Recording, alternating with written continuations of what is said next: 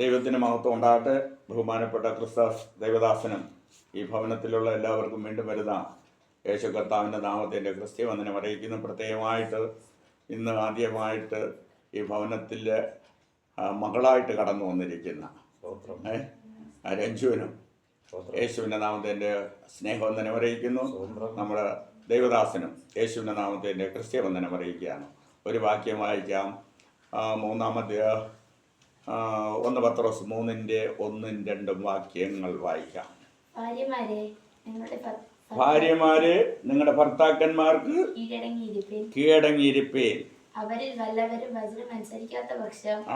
വല്ലവരും വചനമനുസരിക്കാത്ത പക്ഷം ഭയത്തോടുകൂടിയ നിങ്ങളുടെ നിർമ്മലമായ നടപ്പ് കണ്ടറിഞ്ഞ് വചനം കൂടാതെ ഭാര്യമാരുടെ നടപ്പിനാൽ ചേർന്ന് വരുവാനിടയാകും. സ്വർഗീയ പിതാവേ, അങ്ങേ വാഴ്ത്തുന്നു, സ്തുതിക്കുന്നു. ഈ വചനത്തെ വാഴ്ത്തി ആസ്വദിക്കണമേ. ശുശ്രൂഷിപ്പാൻ എന്നെ അധികാരപ്പെടുത്തണമേ. അധികാരത്തിന്റെ ശുശ്രൂഷണമേ. യേശു കർത്താവിന്റെ നാമത്തിൽ എൻ്റെ സ്നേഹവന്ദനം അറിയിക്കുകയാണ്. Price the Lord. യേശു ക്രിസ്തുവിൻ്റെ നാമത്തിൽ സ്വർഗീയ പിതാവേ, എൻ്റെ പ്രാർത്ഥന കേൾക്കണമേ. ആമേൻ, ആമേൻ. അപ്പോൾ ഇന്നിവിടെ വന്നിട്ട് എൻ്റെ മനസ്സിൽ പെട്ടെന്ന് വന്ന ഒരു വാക്യമാണ് ഞാനിവിടെ എടുത്ത് ഉപയോഗിക്കുന്നത്. വീട്ടിൽ വെച്ച് ചിന്തിച്ച് വന്നതല്ല. അപ്പോൾ ഭാര്യമാരെ നിങ്ങളുടെ ഭർത്താക്കന്മാർക്ക് കീഴടങ്ങിയിരിപ്പീൻ. ഒന്ന് എന്ത് ചെയ്യണം? കീഴടങ്ങിയിരിക്കണം.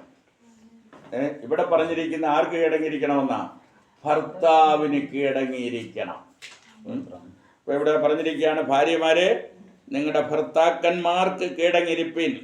ഇനി അവരിൽ വല്ലവരും വചനം അനുസരിക്കാത്ത പക്ഷം ഭയത്തോടുകൂടി നിങ്ങളുടെ നിർമ്മലമായ നടപ്പ് കണ്ട് അറിഞ്ഞ് വചനം കൂടാതെ ഭാര്യമാരുടെ നടപ്പിനാൽ ചേർന്ന് വരുവാനിടയാകും.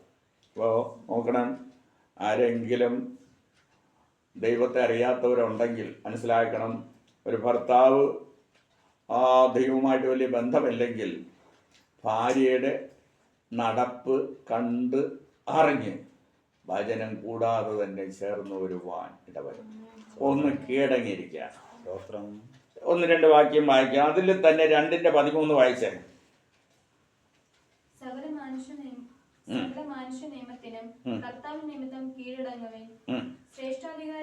മതി. സകല മാനുഷ്യ നിയമത്തിനും കർത്താവിൽ നിമിത്തം കീഴടങ്ങിയിരിക്കണം. എല്ലാ മാനുഷ്യ നിയമങ്ങൾക്കും എന്ത് ചെയ്യണം? കർത്താവ് നിമിത്തം എന്ത് ചെയ്യണം? കീഴടങ്ങിയിരിക്കണം. അപ്പം നാം കീഴടങ്ങിയിരുന്നാൽ വലിയ നന്മ പ്രാപിപ്പാൻ, അനുഗ്രഹം പ്രാപിപ്പാൻ ഇടവരും. 1-2 വാക്യം കൂടി അതിൻ്റെ 2:18 വായിച്ചേ. വേലക്കാരെ പൂർണ്ണ ഭയത്തോടെ യജമാനന്മാർക്ക് നല്ലവർക്കും ശാന്തന്മാർക്കും മാത്രമല്ല മൂർഖന്മാർക്കും കൂടെ കീഴടങ്ങിയിരിപ്പിൻ. ആർക്കൊക്കെ കീഴടങ്ങിയിരിക്കണമെന്ന് പറഞ്ഞിരിക്കുക. വേലക്കാരെ പൂർണ്ണ ഭയത്തോടെ. എന്തുണ്ടായിരിക്കണം? കീഴടങ്ങി വെറുതെ കീഴടങ്ങിയിരുന്നാ പോരാ, പൂർണ്ണ ഭയത്തോടെ കീഴടങ്ങിയിരിക്കണം. പൂർണ്ണ ഭയത്തോടെ കീഴടങ്ങിയിരിക്കണം. ആർക്കൊക്കെ? നല്ലവർക്കും. അപ്പോൾ നിങ്ങളുടെ ഭർത്താവ് വളരെ നല്ല മനുഷ്യനാണ്, നല്ല വ്യക്തിയാണ്, അദ്ദേഹം UK പോയി കഴിഞ്ഞു. എന്നാൽ അദ്ദേഹം നല്ലവരായതുകൊണ്ട് എന്ത് ചെയ്യണം? നല്ലവർക്ക്, ഈ ഭവനത്തിലിരിക്കുന്ന മാതാവും പിതാവും അവരുടെ അമ്മയെല്ലാം നല്ലവരാണ്. അപ്പോൾ നല്ലവർക്ക് കീഴടങ്ങിയിരിക്കണം. പറഞ്ഞാടോ കുഞ്ഞെ, ആർക്ക് കീഴടങ്ങിയിരിക്കണം? നല്ലവർക്ക്. അപ്പോൾ ഭർത്താവിന് കീഴടങ്ങിയിരിക്കണം. ഭവനത്തിലുള്ള എല്ലാവർക്കും എന്ത് ചെയ്യണം? കീഴടങ്ങിയിരിക്കണം. അത് കർത്താവിൽ നിമിത്തം, ആവശ്യമില്ലാത്ത കാര്യത്തിനല്ല, ദൈവവചന വ്യവസ്ഥയിൽ കീഴടങ്ങിയിരിക്കണം. വായിച്ച നല്ലവർക്കും ശാന്തന്മാർക്കും മാത്രമല്ല മൂർഖന്മാർക്കും കൂടെ കീഴടങ്ങിയിരിപ്പിക്കാം. അപ്പം ഒരാളിവിടെ കോപിക്കുന്ന ആളാണെങ്കിൽ, ദേഷ്യപ്പെടുന്ന ആളാണെങ്കിൽ ആർക്കും കീഴടങ്ങി എന്നോണം. പറഞ്ഞാട്ടോ, ആരും കോപിക്കുന്നവരില്ല, എല്ലാം പറയുകയാണ് ഇവിടെ ബൈബിളിൻ്റെ അടിസ്ഥാനത്തിൽ. ആർക്ക് കീഴടങ്ങിയിരിക്കണം? മൂർഖനാണെങ്കിൽ എന്ത് ചെയ്യണം? കീഴടങ്ങിയിരിക്കണമെന്നാണ് ബൈബിൾ പഠിക്കുന്നത്. അതിൻ്റെ 5:6 വായിച്ച മോളെ. അതുകൊണ്ട് അവൻ തക്ക സമയത്ത് നിങ്ങളെ ഉയർത്തുവാൻ ദൈവത്തിന്റെ ബലമുള്ള കൈക്കീഴെ താണിരിക്കും. Praise the Lord. അതുകൊണ്ട് തക്ക സമയത്തിന് നിങ്ങളെ ഉയർത്തുവാൻ ദൈവത്തിന്റെ ബലമുള്ള കൈക്കീഴിൽ താണിരിപ്പീൻ. നോക്കൂ, താണിരുന്നാൽ ദൈവം തക്ക സമയത്ത് ഉയർത്തും. താഴ്മയുള്ളവൻ എന്ത് ചെയ്യുന്നു? കൃപയെന്നു.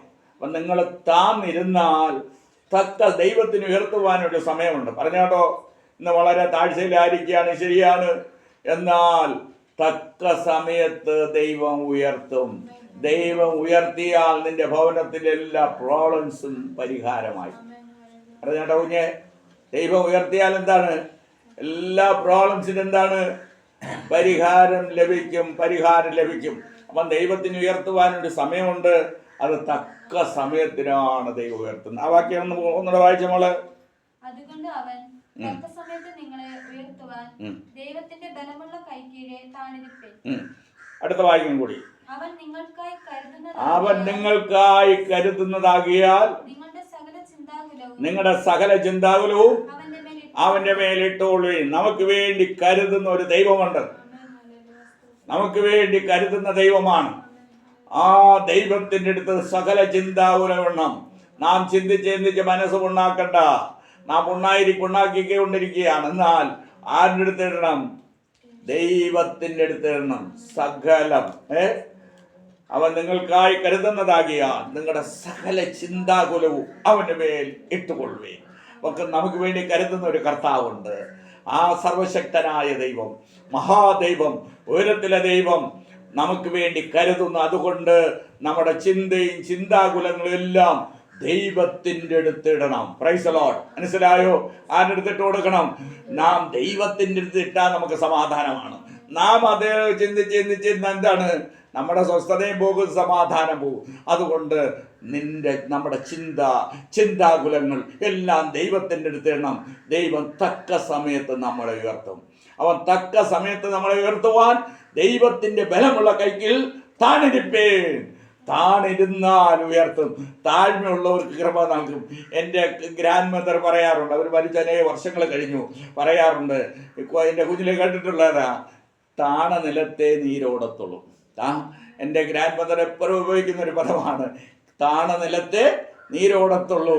അതുകൊണ്ട് താണിരുന്നാൽ ദൈവകൃപ പ്രാപിക്കാം, താണിരുന്നാൽ നന്മ പ്രാപിക്കാം, താണിരുന്നാൽ വലിയ ദൈവിക സമാധാനവും സന്തോഷമുള്ള ഒരു കുടുംബജീവിതം നയിപ്പാൻ വേണ്ടി സാധിക്കും. അതുകൊണ്ട് താണിരുന്നാൽ നീ അനുഗ്രഹിക്കപ്പെടും. അതുകൊണ്ട് തക്ക സമയത്ത് നിന്നെ ഉയർത്തുവാൻ, ദൈവം നമ്മെ ഉയർത്തുവാൻ ദൈവത്തിൻ്റെ ബലമുള്ള കൈക്കിൽ താണിരിപ്പേൻ.